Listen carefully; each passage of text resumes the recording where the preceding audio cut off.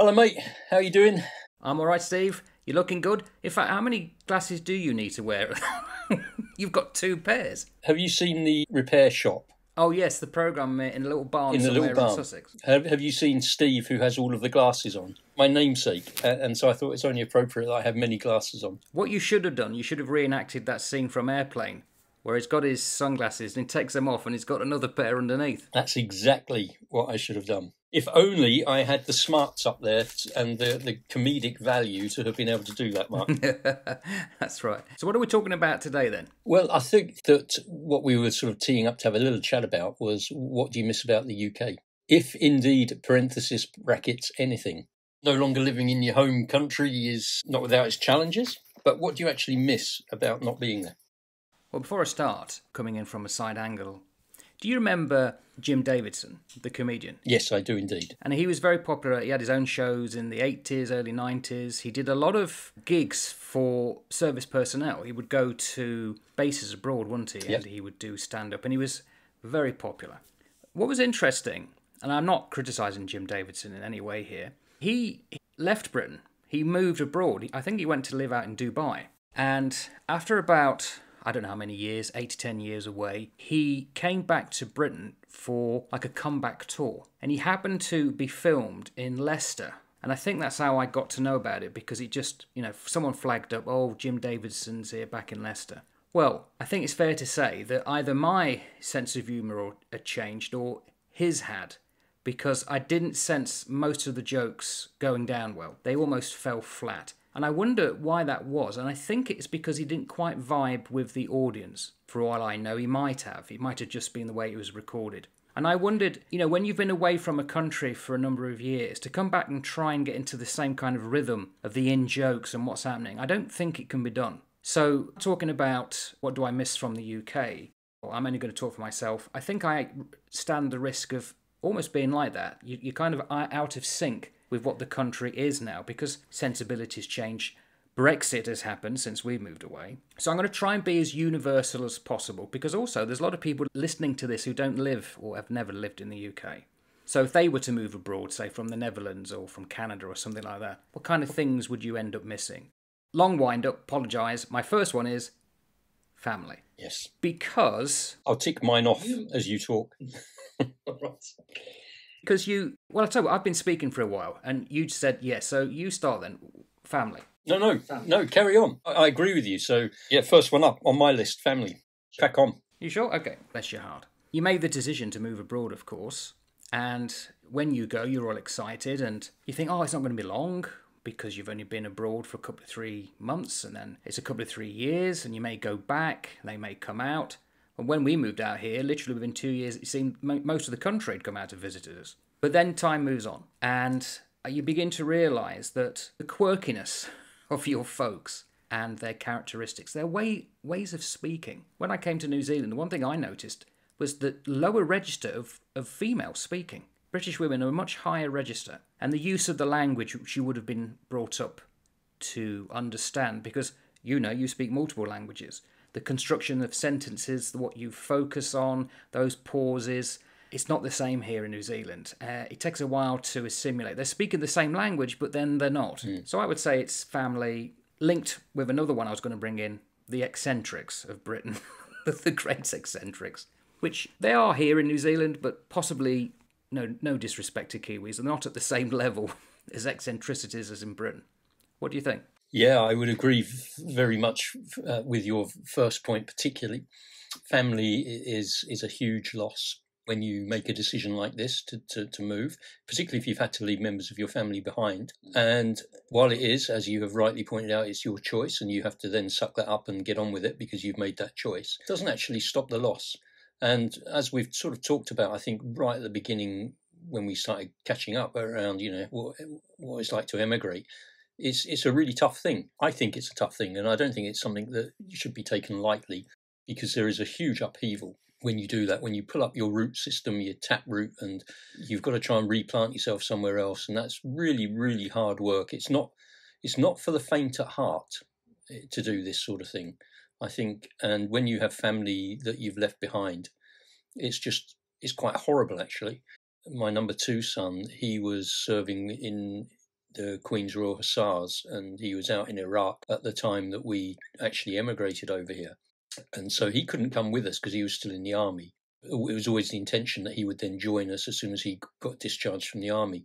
In between us leaving and his discharge from the army, he met somebody and settled down with her and all the rest of it. And while I'm hugely pleased that he met a lovely girl and settled down with her, and we've got 3 beautiful grandkids over there, they're over there. And getting them over here is like blooming pulling teeth. It just doesn't happen. And it won't happen. And I understand the reasons for that. But that means that my number 2 son is still in the UK and miss him, really miss him. My parents are still around, and brother and sister, and I still miss them, miss the ability to catch up with them.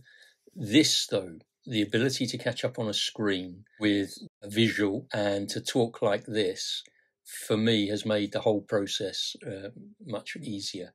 So missing family in the UK, probably my number 1, definitely. What about the quirkiness, the eccentrics? Because we grew up in an era with the likes of, people outside the UK may not know these people. Arthur Mullard, Magnus Pike, Hilda Baker, all these quirky characters that were more famous for the way they acted and talked than necessarily what they did. I mean, they're on television. I don't know if they've disappeared because we've all become homogenised. High Street seems similar in whatever town you're in now. I assume they're still there, but with the family, some of my folks were great eccentrics, and I miss that. Mate, I think that's because everything in the West is now beige. We have lost so much of that spark of individuality. It seems to me that people are shoved into a particular stream, and if you are not in that stream, then you are cast aside. Whereas before, when we were younger, people that weren't in the stream were eccentric, or they were a little bit off the wall, and you just accepted that is the beautiful tapestry of life. Now we do not accept that there is a beautiful tapestry of life. We seem to just think everybody must be beige. And if they're not beige, tisk, tisk, tisk. So I think you're right. We had some wonderful eccentrics. I mean, Tommy Cooper, Morecambe and Wise, all those great old comedians that were just bonkers. Monty Python, for goodness sake. Spike Milligan. I mean, and he was absolutely bonkers. I mean, he really was a bonkers chap. But they're great. The Goons, all of those guys, they were just fantastic laughs and quirky characters. So yeah, I'm not sure that you get the same level of quirkiness outside of the motherland. You certainly don't get the same level of quirkiness anymore in our era because it's banned or it's cancelled or it's some sort of other ism or schism or whatever it might be, which just does my head in. But yeah, I do. I certainly miss that about the UK from our era, but I'm not sure that that's there anymore in the UK. Tell you what the main difference is for me. The film Master and Commander, it was actually Peter Weir, the Australian director, and obviously Russell Crowe, who was an Australian. Paul Bettany played one of the characters. But when they filmed that, I think it was filmed around about the year 2000 or something, they knew that for the crew, most actors and actresses, they wouldn't look like the 19th century. Body shapes have changed. So they had to go to Eastern Europe. They went to Poland. And he said, the director, he wanted people who looked almost haggard, thin, as though they could work a ship, which he couldn't find anywhere in the English-speaking world. But also, and this is the unique thing, this is what I'm leading to, these were people who had been brought up under communism, and they were not used, or they didn't tend to look for the camera. They were totally unaware of the way films were made or didn't care, and they would just focus on what they was told to do, where in the West they were finding that people being cast were looking to see, am I in the picture and all that kind of stuff. Well, with the eccentrics of the past, they didn't care if they were being watched. They were almost as though I'm me. They had no agenda. They would just be what they wanted to be. Okay, you had the people at Hyde Park Corner who wanted an audience, but generally, they weren't on show. And I think that's the difference. I think social media has made people be aware that they're there and they're going to be listened to and they want your attention. Well, that's the difference. And that's what I miss. The old eccentrics who were just themselves and they didn't care what other people thought. Everybody now cares what you think, which is why everybody does these YouTube things. Like 2 old salts. Like 2 old salts. That's right. Hypocrite, aren't I? Yeah. We all think we've got something to say. We all think that we've got something that everyone needs to listen to. And the reality is, no, we haven't. We're just the same as any other blighter on the planet. Talking bollocks. For me, this is just more about catching up with you, mate, more than anything else. And if anybody else finds it amusing, that's well and good. If they don't, well, celery veal, Rodney, celery veal. Yeah, humour, UK, British humour. I miss the British humour. I don't think that we have the same level of nuance in the humour in foreign parts. I just don't think that we do. Yeah, the Kiwis have got a different sense of humour to the Aussies. The Aussies have got a different sense of humour again. I miss that sort of thing. The other thing I suppose I miss really about the UK, and having back there last year when the Queen passed away, was the sense of history. That really deep rooted sense of we are attached to a story that goes really, really, really deep. And from the village that I grew up in, I would walk those little streets in that village knowing that for hundreds and hundreds and hundreds of years, members of my family had walked those same pathways, not necessarily the same path, but the same pathways by the river, sat down on those meadows, that sort of thing. So I think that real deep connection with the land, I miss that, the history of the land and the connection of the land. Maybe it's the sort of thing that Maori would have with New Zealand in terms of, is it Tangata Te Whenua, is it, the people of the land? And I feel a very deep connection to the land in England, in those British Isles. Not necessarily just to England, because obviously I've got a Celtic heritage from Scotland and Ireland as well, but those isles, they rejuvenate me when I go back there. So I miss the history. I love all of the rich tapestry that you can track back for thousands of years.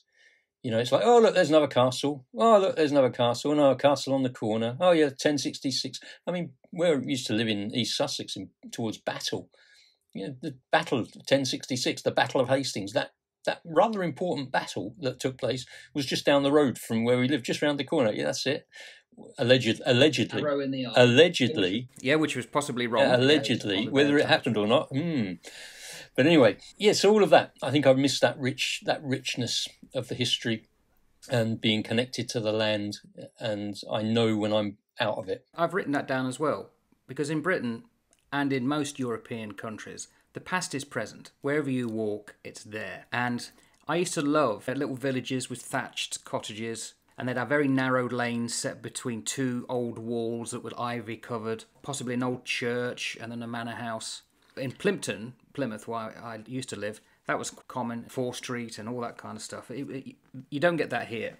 But interestingly about the history, I was taken aback slightly. About a couple of years ago, I was speaking to a Maori academic, and we were on a committee, and it was a couple of Maori professors and some Kiwis and some East Europeans. There was a German, and then there was me and a few others. The Maori lady said, we were talking about history, and she said, the interesting thing about history, it's often seen that the Maori don't have it, but they came to New Zealand in the 9th century.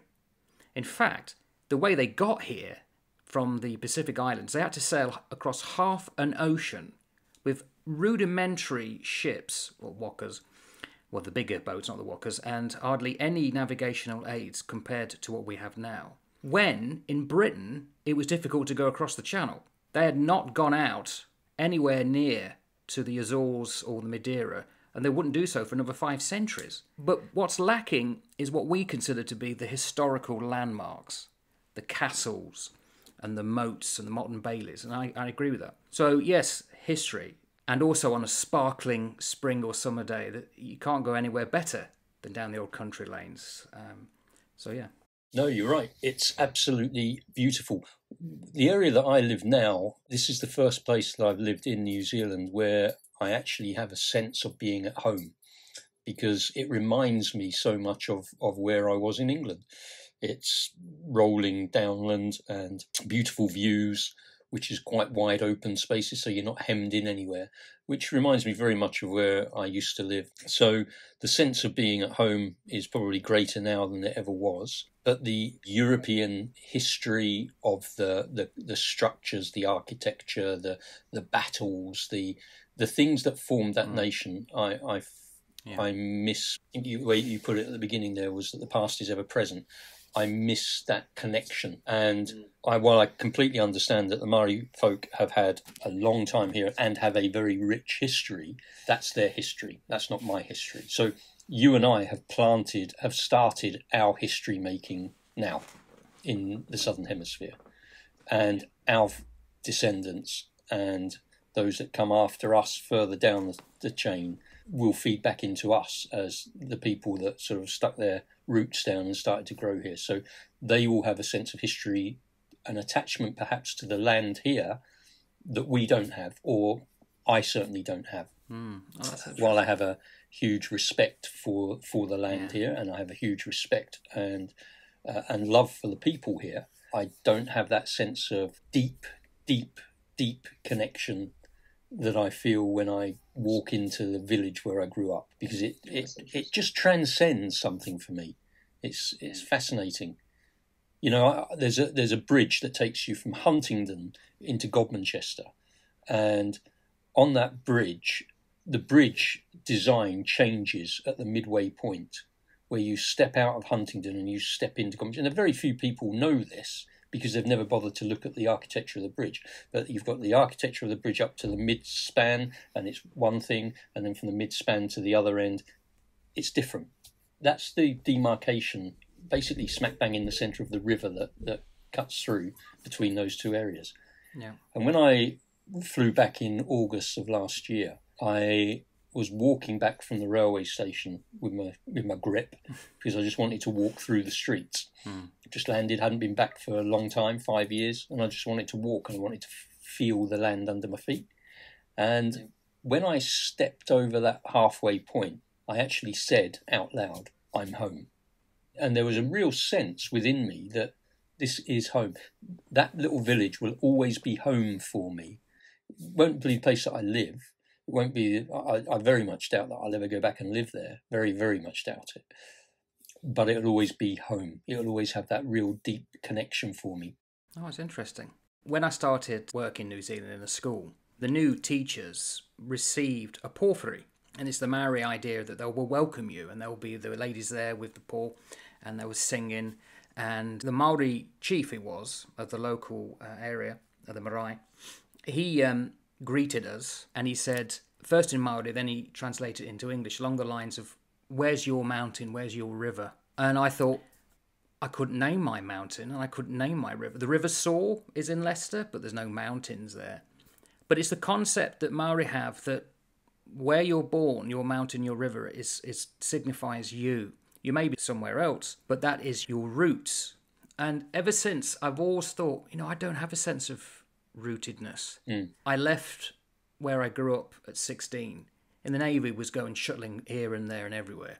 And then we settled in London, and then in Plymouth, and then in the Bay of Islands, and now north of Auckland. It's like there's no real forever home yet for me. I know it's going to come, wherever that is, but I don't feel that yet. So it's interesting that I look at England and I wonder, do I have a pull like you do? I don't think I do. But I've got this romantic view of what it means to have come from there. Yeah.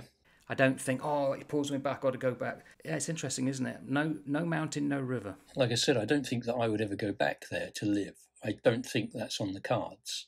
I would never say never, because you just don't know what's going to happen in the future. But I don't sense that that's on the cards. I believe that this is where I'm now planted, and this is where I now need to bloom, and this is where I now need to flourish. You bloom where you're planted, and I'm now planted here, so I've now got to get on and do the best that I can do here for everybody else that's around me, and for the people that I link into and work with and walk alongside.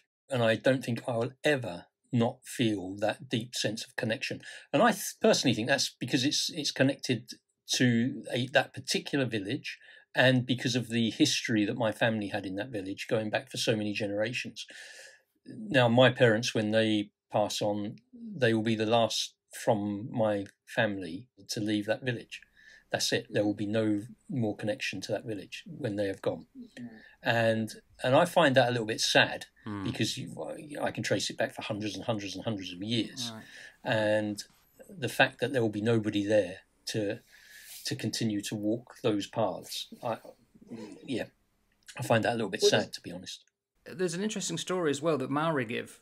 This was the guy who greeted us at this school, Porphyry, and he said, there's a bird here in New Zealand that flies off, most of the Pacific to Russia every year and then comes back down here for the summer and then goes back. It's a huge distance. And before it goes, a bird will always swallow a little pebble. And whether it ties in with magnetic ley lines or something so it can navigate, for some reason it always takes a pebble with it and then regurgitates it when it gets into, or out the other end, Russia. Now, hundreds of thousands, not millions of years this has been happening. So you've got to think, and it will be the other way around, of course, there's going to be little places in Russia that is New Zealand. And there's going to be a little place in New Zealand that's Russia.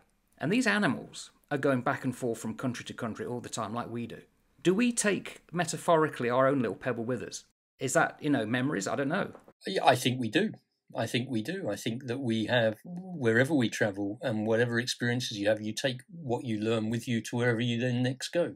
I know that when I go back over into the UK, I don't necessarily feel at home in the UK because I feel out of place there in the UK. I feel at home in the village that I grew up, like at home. But within the broader UK, I wouldn't say that I feel at home because I always feel a little bit out of place because I'm neither British or New Zealand. I'm sort of Newzenglish. And so I can live in either place. I can live in either hemisphere and I can get on. But it's not like, oh, yeah, this is where I really want to be and this is where I really want to be and this is where I'm going to stay forever, amen, sort of thing.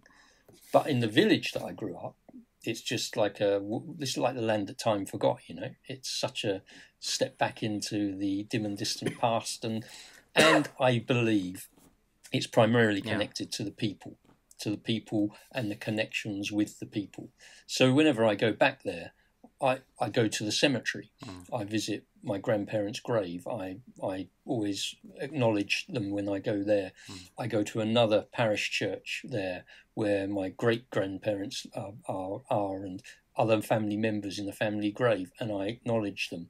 And however weird it sounds, I speak to them and I tell them my story as to what I'm doing and where I'm going. And so I feel a real connection to people I've never met at all. So that aspect of the UK, which is probably actually part of the eccentricity of being British, isn't it? I'm just a weirdo who wanders around the graveyards talking to dead people. Well, I'm going to come in as swift as an arrow on that one. You're talking to them because they can hear. Not all people such as a certain faith will accept that. Because don't forget, it's soul, and soul never dies. And once you've gone, somebody will be able to talk to you. Now, whether they can hear you in return is another matter, and that's down to individual belief and faith. We talk to the dead because we hope they hear, and I think that they do. So that's not strange. It might be strange if someone coming late at night and they hear this voice talking to the gravestones, but it's not in itself odd. Well, it shouldn't be when you think about it. No, I don't think it should be either. So those are some of the things that I miss about the connection to the UK. I miss the British pubs. A nice British pub, where you can just go in.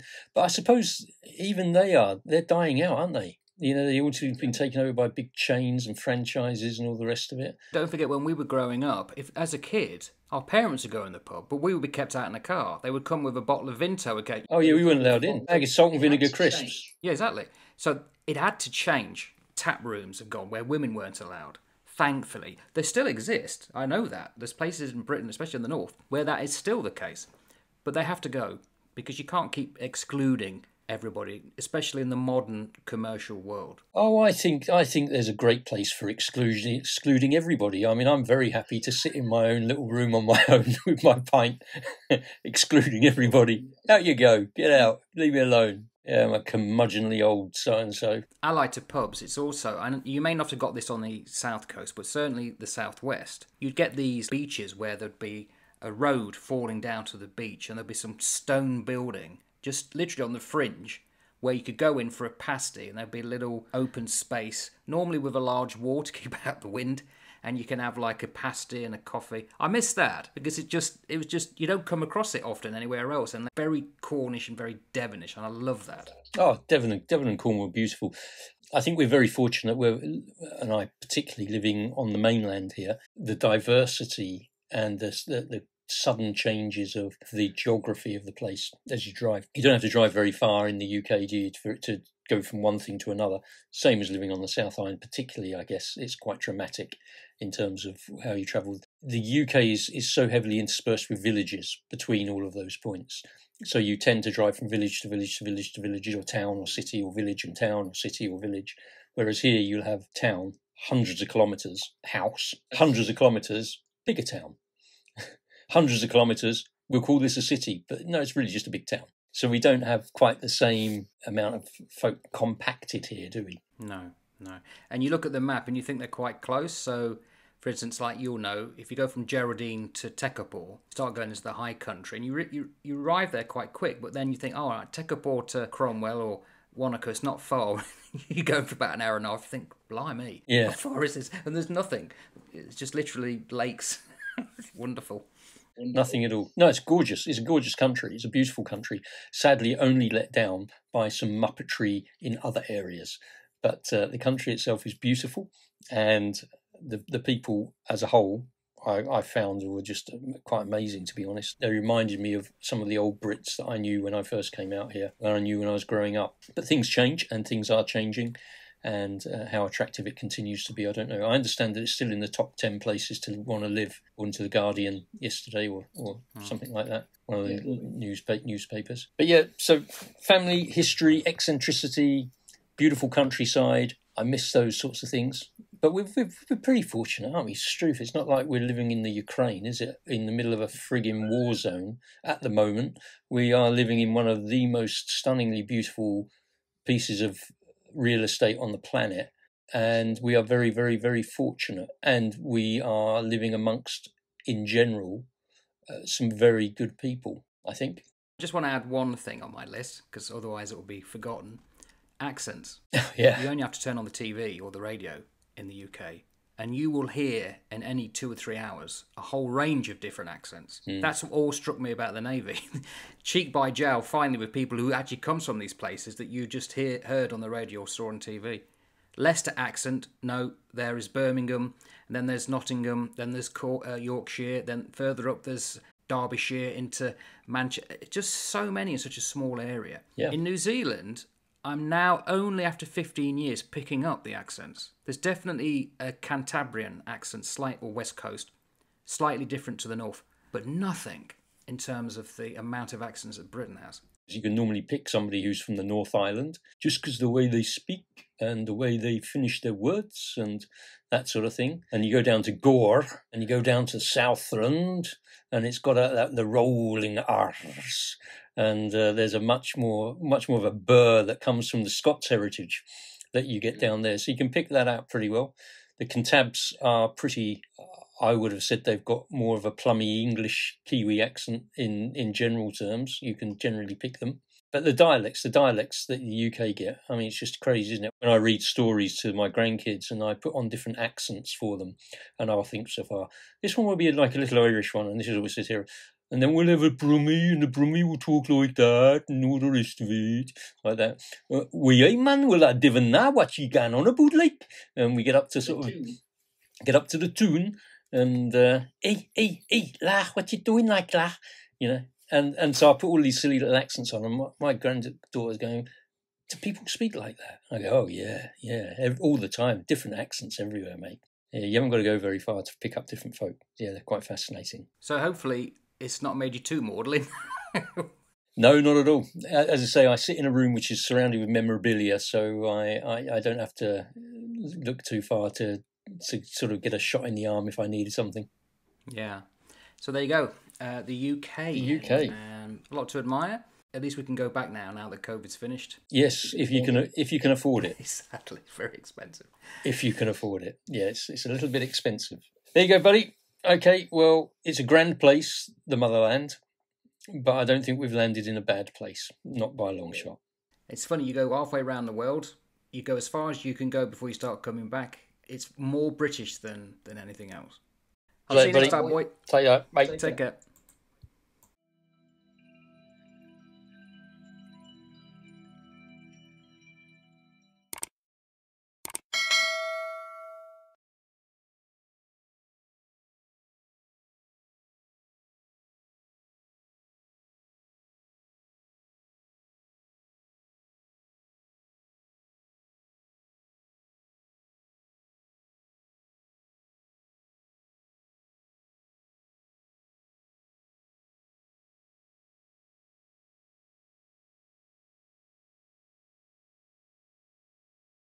See?